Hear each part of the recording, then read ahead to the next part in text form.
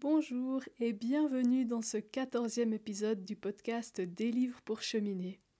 Aujourd'hui, j'ai eu envie de vous emmener à la rencontre de Coraline Renaud pour la sortie de son livre Laissez les mots surgir.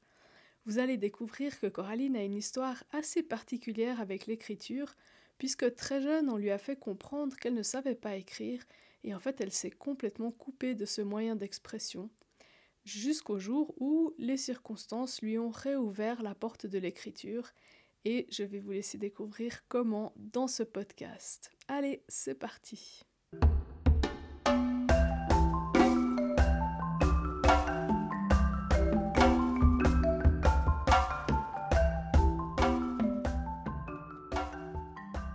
Bonjour Coraline, je suis vraiment super heureuse de t'accueillir sur ce podcast pour parler de ton livre qui s'appelle Laissez les mots surgir.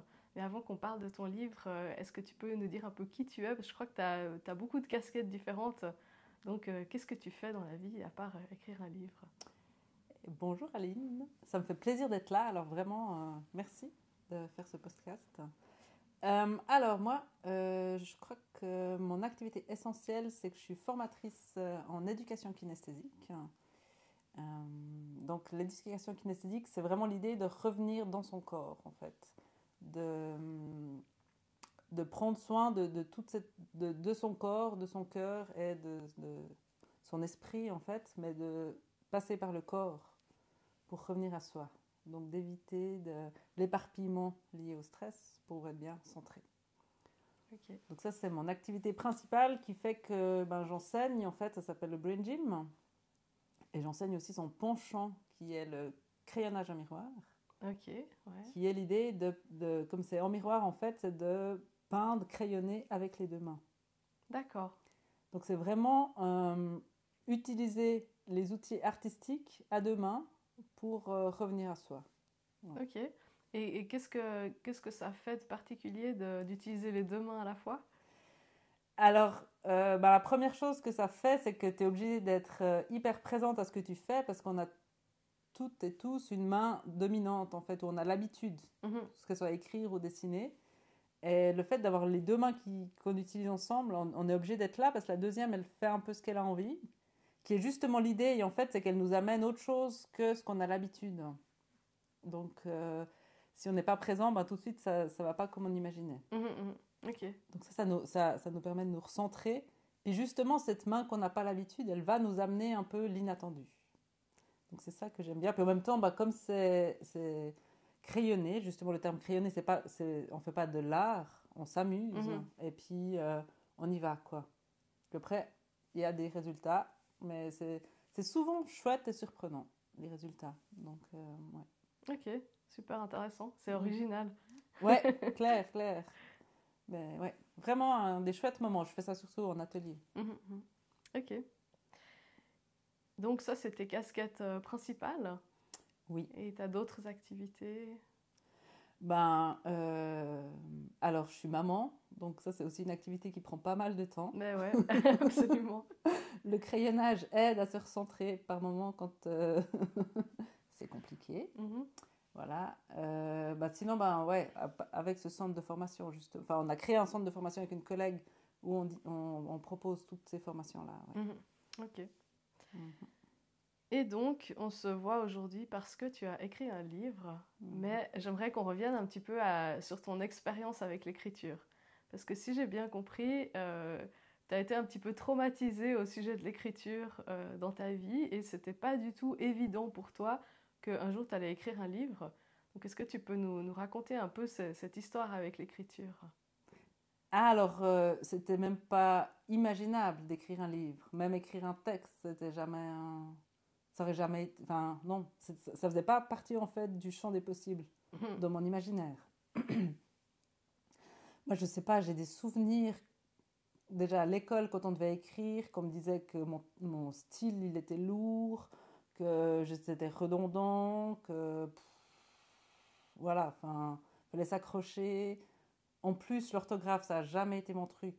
Donc, je me souviens vraiment d'avoir des remarques et puis beaucoup de rouge.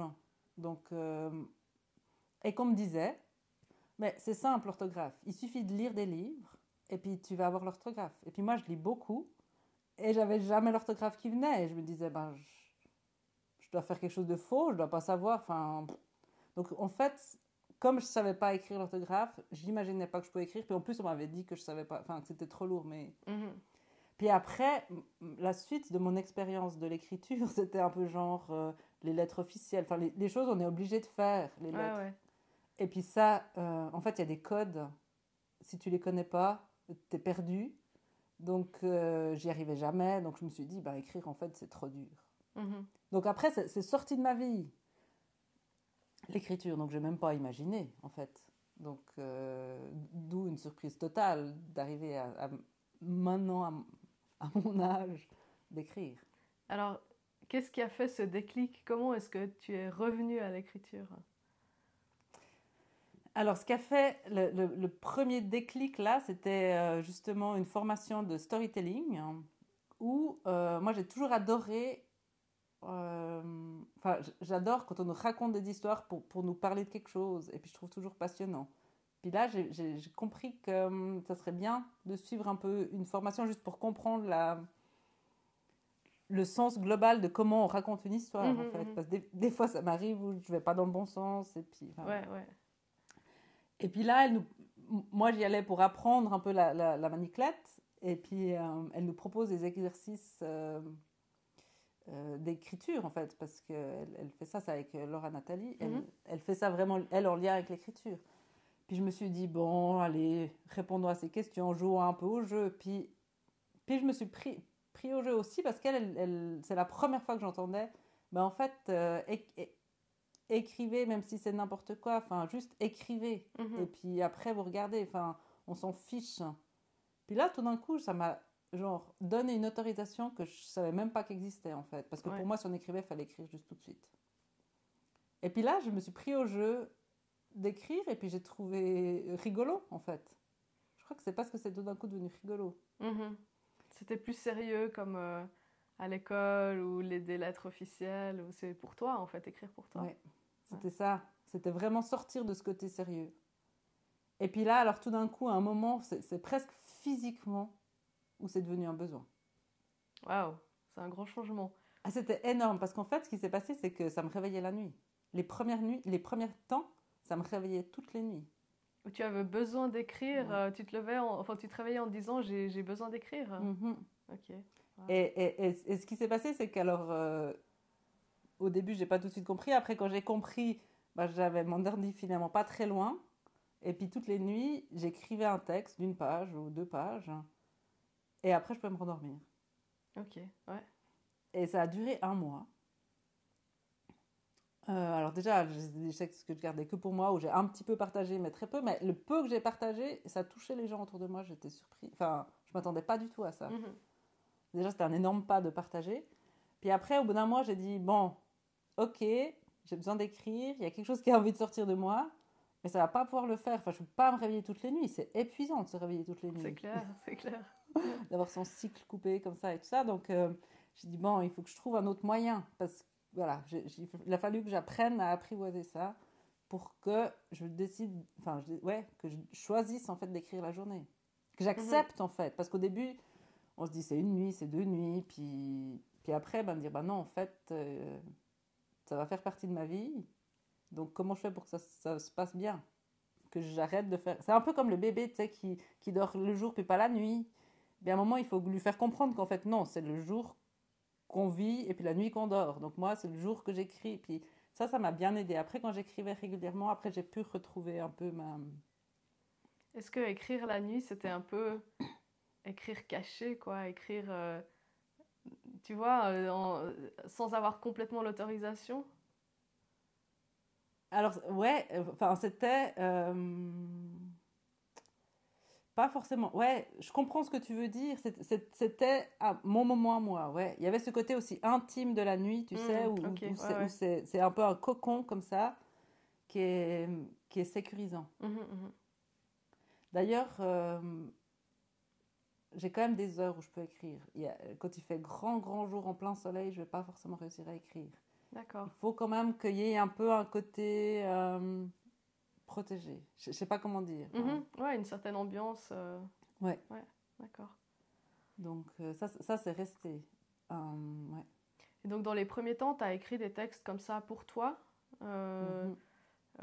indépendants les uns des autres, et puis que tu as plus ou moins partagé avec l'extérieur en voyant tu avais un retour positif. Ouais.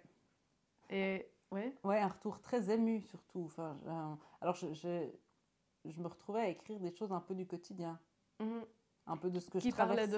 Qui parlait de toi. Clairement, ouais. Ouais. Mes textes, en fait, enfin, j'arrive à écrire que quand je parle de moi ou de quelque chose que je traverse. Ouais, c'est vraiment un partage d'expérience, je dirais, ce que j'écris. Ouais. Et comment est-ce que tu t'es lancée dans ce qui allait devenir ce livre? Alors, on y reviendra, mais c'est un dialogue. Donc, toi, tu appelles ça dialogue poético-humain entre Zoé et Tom, qui sont les deux personnages de ton livre. Donc, comment est-ce que tu es arrivé à ce dialogue, entré dans ce dialogue? Est-ce que ça a été tout de suite l'idée d'un livre, ou est-ce qu'au début c'était quelque chose de complètement différent et ça s'est transformé en un livre? En fait, en discutant avec une copine, je lui racontais que j'écrivais des textes, que je faisais une page et tout, puis que j'aurais bien fait un peu plus une fois pour voir, explorer. Moi, je connais pas en fait le monde de la littérature. Donc, puis elle me dit, mais tu sais, une nouvelle, c'est déjà à partir de 2 pages. Ouais, ça peut. Sûr. Ouais. Puis moi, j'étais là, ah bon? Donc, tout d'un coup, il y a à nouveau une nouvelle porte qui s'ouvre à moi. Et c'était un jour où, à plusieurs, en fait, on avait décidé de couper tous les réseaux sociaux, puis de se donner 4 heures de création.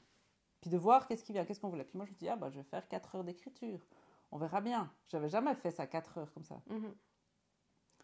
Et assez vite, tout d'un coup, il y a eu cette idée de dialogue qui est venue.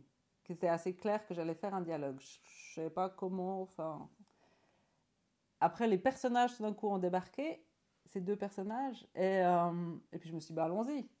Et j'ai commencé à écrire, en fait, ce qui va être, en fait, la première partie. Et vraiment, ça coulait tout seul, en fait. Ça c'est vraiment venu très fluidement. J'écrivais un personnage, après, je faisais une mini-pause, j'écrivais la réponse. Enfin, voilà, je me positionnais un peu différemment à chaque fois. Alors, j'ai pas écrit 4 heures de suite, parce que par moments, il fallait que je fasse des pauses, parce que d'un coup, c'était un peu enivrant ce qui se passait. Enfin, il y avait un truc, ouh, ça prenait comme ça de l'ampleur, alors j'allais un peu me redescendre les tours, en fait. Alors, comme j'avais aucun réseau social, rien du tout, je pense que c'est une matinée où j'ai fait beaucoup de ménage. D'accord. Parce qu'il y avait un côté, j'avais envie de faire quelque chose, mais là, même pour poser, alors ouais, c'était rigolo, quoi. Alors, je passais de mon ménage à revenir écrire, voilà. Et je suis pas sûre qu'au bout des 4 heures, peut-être après, j'ai retravaillé, mais pas loin que j'avais fini la première partie, en fait. Puis là, encore de nouveau, enfin, oser partager, oser montrer, c'est toujours très stressant, enfin, ou très touchant, ou je sais pas, enfin, donc j'ai partagé à 2 ou 3 personnes, et puis moi, ouais, j'étais hallucinée du retour, en fait. Alors, explique-nous peut-être qu'est-ce qu'il y a dans ce dialogue, de quoi parle ton livre? C'est un dialogue entre 2 personnes, mais qu'est-ce qui se passe dans ce livre? Alors, c'est clairement Zoé qui a besoin de s'exprimer, en fait, qui a envie de s'exprimer et qui va demander à Tom d'être le témoin de ce qu'elle raconte. Donc, elle va lui écrire des lettres. Et c'est vraiment cette notion qu'elle a besoin de déposer par écrit ce qu'elle traverse en ce moment et puis ce qu'elle va traverser pendant une année. Enfin, ce qui s'est passé pendant une année. Donc, Zoé va vraiment beaucoup partager ce qu'elle vit, ce qu'elle traverse, ses émotions, les hauts et les bas d'une situation qu'elle a vécue. Et puis Tom, il est vraiment là comme témoin. Et il accepte en fait ce rôle ouais, très rapidement, enfin tout de suite, quoi, sans savoir où c'est que ça va l'emmener. Mais ouais, en gardant, alors en répondant un peu, mais en gardant cet aspect témoin, sans entraver en fait ce qu'elle va lui raconter, sans vouloir donner des conseils ou des jugements. Vraiment. Et le fait qu'il soit juste là, ben Zoé, elle arrive à dérouler et à exprimer ce qu'elle a à dire, ce qu'elle traverse, les émotions qu'elle traverse, les hauts et les bas. Et en lisant le livre, je me suis demandé pour qui ou pourquoi est-ce que tu l'avais écrit. Est-ce que tu l'as écrit pour toi ou est-ce que tu l'as écrit pour les autres? Parce que ça peut résonner avec beaucoup de personnes et ce que les gens traversent dans leur vie. Donc, pour qui est-ce que tu l'as écrit ce livre? Alors clairement, en fait, je l'ai écrit pour moi. Clairement, en fait, c'est des choses en moi qui avaient besoin d'être exprimées.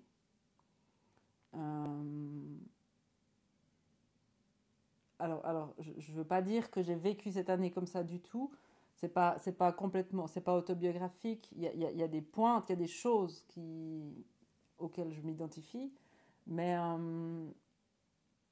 c'est ce besoin en fait de se sentir entendu. Moi, j'ai vraiment eu ce sentiment, que ce soit par oral ou par écrit, qu'il y a eu des périodes de ma vie où je n'étais pas entendue et où j'aurais eu besoin d'avoir un témoin juste pour pouvoir déposer les choses. Donc je l'ai écrit pour moi, pour voir que c'était possible, pour voir qu'en fait, à la fois d'avoir un témoin, c'était important, à la fois ce témoin finalement, c'est aussi une partie de moi, et que j'ai aussi ça en moi. Et tu me disais tout à l'heure que cette forme de dialogue, elle t'a permis l'écriture et que tu n'aurais pas pu écrire la même chose sans cette forme-là. Explique-nous un petit peu qu'est-ce que ça t'a permis, cette forme de dialogue.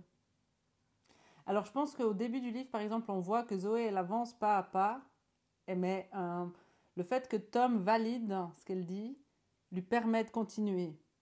Que sans être validée, peut-être qu'elle n'aurait même pas osé continuer. Déjà aussi rien qu'en se disant que peut-être que ce qu'elle dit ou ce qu'elle partage, c'est pas intéressant. Tandis que le fait que Tom y valide, ben, tout d'un coup, elle comprend que, ben oui, en fait, il y a de la valeur à ce qu'elle dit, à ce qu'elle écrit. Et je pense que cette notion de valeur, elle est super importante et elle m'a permis aussi à moi d'avancer, de sentir ouais. Moi, j'allais te demander à quel point c'était autobiographique, parce qu'évidemment, quand on lit le livre, on se demande est-ce que Zoé, c'est toi? Alors, tu as déjà un petit peu répondu. C'est des aspects... Parce que dans la documentation qui accompagne ton livre, tu as une phrase qui dit « J'ai tellement dit et on ne m'a pas entendu que je ne sais plus quoi dire, alors je crée. » Et du coup, je me suis dit, est-ce que dans ce livre, il y a tout ce que tu n'as pas pu dire et que tu as eu envie de dire et que ce soit entendu? Alors en fait, il y a clairement des choses, oui, alors que j'aurais voulu être entendue.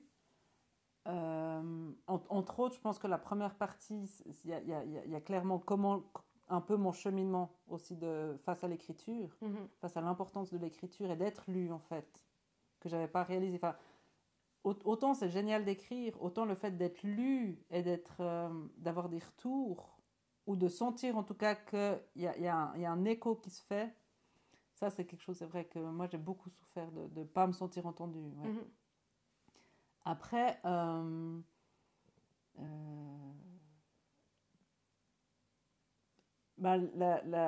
l'histoire où Zoé, elle parle de cette personne, de ce voisin en fait, hein, qui lui arrive... de ces gens en fait qui, enfin moi je trouve, enfin de ce que je vis, que des fois dans la vie de tous les jours on pourrait critiquer parce qu'ils sont un peu extrêmes, parce qu'ils jouent un peu avec le feu de la vie et puis qui sont pas faciles à vivre en fait au quotidien, puis qu'en même temps dans la vie publique c'est un peu des gens qui sont valorisés, souvent on dit un peu c'est des artistes géniaux et tout, puis je trouve que quand on a des gens comme ça dans son entourage, c'est pas facile à vivre. Et puis on aurait tendance à les critiquer, alors que quand ils sont publiquement, on trouve qu'ils sont géniaux. Puis ça, pour moi, c'est quelque chose que j'avais besoin de partager, en fait. À quel point, en fait, il y a des gens dans nos vies qui sont à la fois géniaux et à la fois insupportables. Et puis, c'est trop facile de dire, il a fait des conneries et puis on va plus lui parler parce qu'en fait, c'est pas si simple la vie. Et ouais, j'avais besoin de partager cette ambiguïté, en fait, des relations. Où on dit des fois, ah, ben, s'il te fait du mal, il faut plus les voir. Ben, c'est pas aussi simple que ça, les relations. Mhm. Ouais, tout à fait. Il y a des hauts, il y a des bas, et puis des fois, il y a des trucs extrêmes. Et puis, enfin, ouais, jusqu'où, en fait, on laisse une chance aux gens, en fait. Hein. Et puis, qu'est-ce qu'ils traversent, on n'en sait rien. Qu'est-ce qu'ils traversent enfin, voilà, j'avais besoin de montrer ça, en fait. Que ça m'énerve, en fait, qu'on valorise quand c'est à l'extérieur, quand c'est des artistes et tout. Puis que dans le quotidien, après, on te fait des remarques comme quoi, ouais, mais quand même. Enfin, voilà. Ouais, donc il y a des aspects autobiographiques Oui. que tu avais besoin de poser sur le ouais, papier. Ouais. Cette ambiguïté, en fait, du public et privé, enfin voilà, et puis des jugements. Ouais. Puis après, voilà, les hauts et les bas que ça nous fait vivre aussi dans notre vie à nous, d'être avec, voilà, tout ça. Ouais. Et qu'est-ce que tu en retires pour toi de cette expérience d'écriture dans ton dossier de presse, il y a aussi quelques mots-clés comme ça. Il y a le mot oser. Donc je me suis demandé qu'est-ce que tu avais osé. Alors écrire, ça on a compris, mais qu'est-ce que ça t'a permis d'oser? Et puis qu'est-ce que tu en retires en fait? Comment ça t'a fait grandir? Qu'est-ce que ça a transformé en toi, cette aventure? Alors, oser, c'est vraiment un terme super important. Pour moi, en lien avec ça m'a déjà d'oser écrire tout court, d'oser partager, d'oser imaginer. Ouais, ça a vraiment débloqué quelque chose en moi dans cette notion-là, où il y a peut-être avant des choses où j'aurais même pas osé. À un moment même, hein, plus jeune, je m'exprimais plus parce qu'en fait, de toute façon, je me sentais pas entendue, donc j'osais même pas m'exprimer. Tandis que là, de voir que quand je m'exprime, je peux être entendue, je peux être accueillie, et en même temps, ça fait écho à des gens et ça fait du bien à d'autres gens. Ça a complètement changé pour moi. Ouais. Et tu me disais tout à l'heure que le crayonnage en miroir, ça t'avait aussi aidé dans ce processus de lâcher prise et d'oser. Ouais, je pense clairement. Alors le crayonnage en miroir, c'est un autre niveau parce que c'est artistique, mais le crayonnage, quand j'ai commencé à crayonner régulièrement, j'ai complètement lâché les barrières parce que moi j'ai toujours pensé, comme j'ai pas fait les beaux-arts, je peux pas peindre. Déjà, je peux pas peindre, c'est même pas rien que pour moi, hein, j'osais même pas. Après, j'ai compris qu'en fait, pas du tout, que je pouvais peindre. Donc, je me suis mise à peindre. Enfin, là c'était un peu le même cheminement. Je crayonnais, tout d'un coup, je me suis mise à peindre. Après, je me suis mise à peindre, genre, ma première toile. Ça, c'est déjà aussi une étape où tu prends une toile, tout d'un coup. Voilà, oser. Donc, j'ai osé peindre. Ensuite, j'ai osé montrer. Et puis j'ai aussi exposé. C'était un cheminement que j'avais fait quelques années avant. D'oser exposer mes peintures. Une première fois. Là, j'ai vraiment eu le sentiment de faire un coming out de ma créativité. C'est clair. C'était un grand moment. Puis après, voilà, il y a eu un grand creux aussi. Tiens, c'est intéressant. Il y a eu un grand creux où après, j'osais plus trop. Parce que j'avais l'impression que je m'étais exposée. Mais après, je savais plus quoi faire. Puis je continue. Alors ça, je continue vraiment à peindre, à créer. D'ailleurs... j'en ai fait une deuxième expo. Et puis là, je sens aussi justement que mes œuvres, elles se diffusent de plus en plus loin. Et puis c'est vrai, c'est super touchant de voir la réaction des gens et puis le bonheur de ceux qui les achètent, en fait, de les avoir chez eux. Enfin, pour moi, c'est hyper touchant. Parce que moi, je vends une œuvre, mais en fait, quand tu vois que quelqu'un, il prend, puis elle est heureuse de l'avoir chez elle, elle m'envoie une photo de son mur c'est hyper touchant. Ouais. De sentir que l'énergie, l'amour que j'ai mis dans ces œuvres, en fait, elle continue à diffuser plus loin.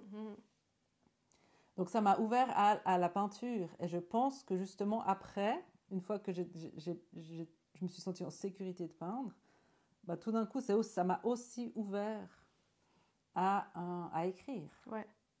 Ouais, tu as vécu une dynamique un peu similaire finalement de te mettre des barrières et puis de faire péter ces barrières pour oser. Oser, ouais. Et puis, faire une expo de tes peintures ou publier un livre, quoi, après. Ouais.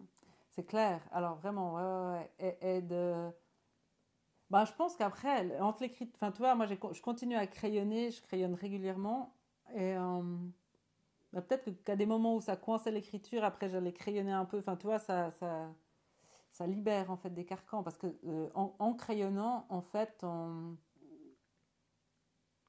moi, mon vécu, c'est que au lieu de continuer à suivre mes habitudes sous forme d'autoroute, bah, tout d'un coup, je vois les petits chemins. Mhm. Donc ça m'a permis de voir les petits chemins pour la peinture, puis là ça m'a permis de voir les petits chemins en fait pour l'écriture.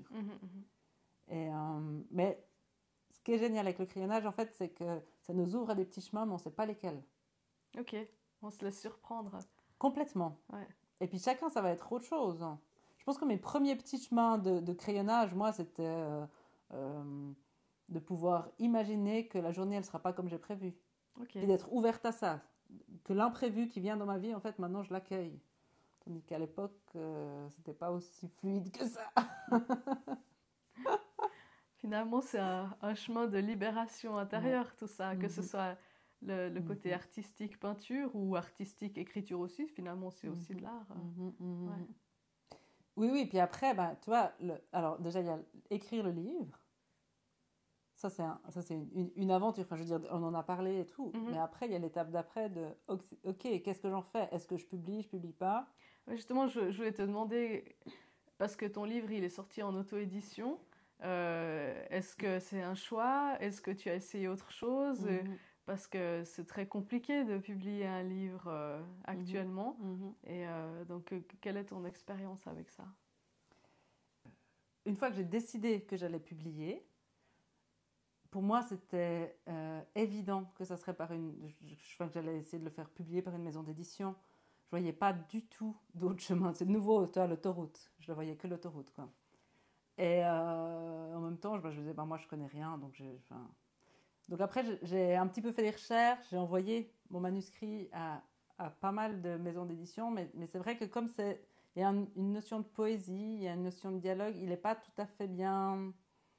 Ils rentrent pas dans des cases. Ouais. Ouais. Donc j'ai tenté les maisons d'édition poétiques, les correspondances. Voilà, j'ai écrit à pas mal. J'ai reçu quelques réponses. Peu, vraiment, par rapport au nombre d'envois. Mhm. J'ai reçu en fait, des réponses de maisons d'édition participatives. Ça veut dire que ça, c'est des maisons d'édition où on paye, en fait. C'est nous qui payons, mais eux, ils font un peu le travail des maisons d'édition. Ouais. Ce qui est, en fait, à la base, sur quoi j'étais partie. De travailler avec une de ces maisons d'édition. Il y en a plusieurs. Après, je me suis un peu renseignée. Il y avait du positif et du moins positif. Donc, je savais plus très, très bien. Mhm. Mais j'étais partie dans dans cette idée-là. Et puis, c'est là que j'ai dit, bon, il y a un montant de base qu'on doit mettre. Et puis là, de nouveau, ça m'a un peu coincée. Puis après, quelqu'un qui m'a dit, mais fais une cagnotte et puis demande de l'argent. Mhm. Peut-être que les gens te donneront de l'argent et puis tu vas trouver cet argent. Donc en fait, je suis partie là-dedans et j'ai osé faire une cagnotte. Ouais, ça c'est encore un autre truc qui est pas facile à oser. Qui est énorme en fait. Ouais. Je voulais faire un truc participatif. Puis quand je me suis renseignée puis que j'ai vu l'implication que ça demandait, enfin en retour et tout, comment il fallait gérer le truc pour avoir pas se louper, parce que comme tu donnes quelque chose en retour, il faut quand même, alors faut que tu aies un plus gros budget parce qu'il y a les coûts et tout. Ça me paraissait tellement compliqué que j'ai dit non. Alors si j'y vais, je fais une cagnotte. Puis voilà. Mais c'est clair et net. J'étais clair et net que c'était une cagnotte. Et là aussi, comme je montrais mes textes en fait, j'ai été hallucinée comme ça a répondu. Mhm. Je ne m'attendais pas du tout. C'était un énorme... une énorme surprise, puis un choc. Et puis enfin, je veux dire, j'ai l'impression de... Je recevais de l'argent, mais j'ai l'impression de recevoir de l'amour comme ça tombait. C'était vraiment... c'était une expérience hallucinante qui va aussi, tu vois, réveiller dans... Mais est-ce que j'y ai droit? Les gens, ils savent pas ce que j'écris, ils n'ont pas vraiment lu ce que j'écris. Enfin, voilà. Mais... Donc la cagnotte a fonctionné. Et puis, en fait, en faisant ça a duré 2 mois. à ce moment-là, j'ai réalisé que j'allais pas travailler avec ces maisons d'édition participative parce que les quelques contacts que j'ai eus, j'ai pas eu des super feelings. Donc je me suis dit non. Et j'ai réalisé qu'en fait, j'avais envie de pouvoir choisir avec qui je travaillais et puis à qui je donnais mon argent. Mhm. Et c'est là que il y avait une graphiste que j'aimais beaucoup, Anaïs Noëlla. Dont j'ai parlé, j'ai fait une interview de Caroline Firsten, que tu connais aussi, Ouais, au sujet de l'auto-édition. Et elle a aussi fait ouais. designer son livre par Mhm. Anaïs. Donc, ouais, Je peux que recommander. ouais. Vraiment, vraiment. Alors vraiment une super graphiste qui m'a fait une méga belle mise en page, qui m'a fait une magnifique couverture. Enfin, je veux dire, elle a vraiment rendu mon livre, je trouve, chou. Mhm. Ouais. Et aussi avec Caroline, justement, qu'elle allait m'aider à faire la promotion. Mhm. Donc, ouais, finalement, j'ai choisi de donner mon argent à ces gens-là pour publier mon livre et de partir en auto-édition, qui au début était inimaginable pour Ouais, moi. ok. Donc voilà, je suis partie dans ce sens-là. Puis, même maintenant, j'ai reçu encore dernièrement, je te disais, une réponse négative d'une maison d'édition. Enfin, ouais, je crois qu'ils croulent vraiment sur les demandes. Enfin, puis après, ben ouais, c'est des mondes en soi, quoi. Mhm. Donc finalement, ton expérience de l'auto-édition, elle est plutôt positive. Ça a bien fonctionné ou est-ce que tu as rencontré des obstacles ou est-ce qu'il y a des choses qui ont été compliquées? Euh, alors le fait d'avoir une graphiste, en fait, on envoyait la maquette quasiment déjà finie, il devait Mhm. juste un peu la réviser. C'était un petit peu compliqué parce qu'ils sont pas clairs, en fait, ils sont pas trop habitués d'avoir ce cas-là. D'habitude, eux, ils ont des graphistes à l'interne et puis ils font eux-mêmes. Donc il y a eu 2-3 petits incompréhensions. Mhm. Mais ça, c'est lié parce qu'ils n'avaient pas l'habitude de recevoir les maquettes. Mais sinon, non, ça s'est assez bien passé. Ils sont assez réactifs. On leur avait dit dans quel délai on avait besoin. Et puis quand le délai approchant, c'était un peu chaud, ils ont bien réagi. Et tu as passé par quelle plateforme? J'étais chez Librinova, Ok, ouais. qui est une des grandes plateformes d'auto-édition en France. Ouais. Ouais, tout à fait. Et pour terminer, j'ai envie de te demander, puisqu'on est dans un podcast et sur un blog qui parle de bibliothérapie, comment est-ce que ce mot résonne pour toi et est-ce que tu as une expérience personnelle de prendre soin de toi par les livres? Tu as dit tout à l'heure que tu lisais beaucoup ou que tu as beaucoup lu de livres, que malheureusement ça t'avait pas aidé pour l'orthographe, mais que quand même tu avais lu beaucoup de livres. Et est-ce qu'il y a des livres qui t'ont marqué, qui t'ont vraiment fait du bien, qui ont été comme ça des étapes importantes dans ta vie? Alors, moi, je suis assez bluffée. Alors, bibliothérapie en soi, exactement, je ne connais pas, mais moi, je suis assez bluffée que souvent, les livres que je lis ont une résonance avec ce que je vis sur le moment. Que plusieurs fois, des livres, justement, m'ont accompagnée, mais pile poil dans ce que je traversais. Enfin, je trouve que c'est assez fascinant. Et puis, des fois même remerciant, en fait, de ces livres qui m'aident à traverser des étapes de vie. Ouais, alors peut-être que depuis que j'ai entendu que ça existait, je suis encore plus attentive. Quand tout d'un coup, je trouve que le livre il est en résonance avec mon vécu, je, je me dis, ah ouais, quand même, c'est bluffant, quoi. Ouais. Euh, après, comme l'orthographe, je suis hyper mauvaise de me souvenir des titres de livres. Ok. Je, Est-ce qu'il y en a un et qui te vient en je suis tête? désespérée toujours de pas me souvenir de pas me souvenir alors que je les ai vraiment beaucoup aimés. Ouais, ouais. Mais un des livres vraiment qui est mon livre chevet depuis que je suis jeune, ça va être quand même Paul Auster, hein, Ok, Léviathan. ok, ouais. Je sais pas, il a quelque chose qui me fait du bien. Alors, je l'ai relu, je sais pas, 4 ou 5 fois. Mhm. Alors, je dirais que maintenant, c'est plus la même chose, mais pendant plus jeune, plusieurs fois vraiment, je l'ai relu. Et puis, vraiment, il y avait un côté où ça m'embarquait, ça me faisait du bien, quoi. Il était tout chou. Euh,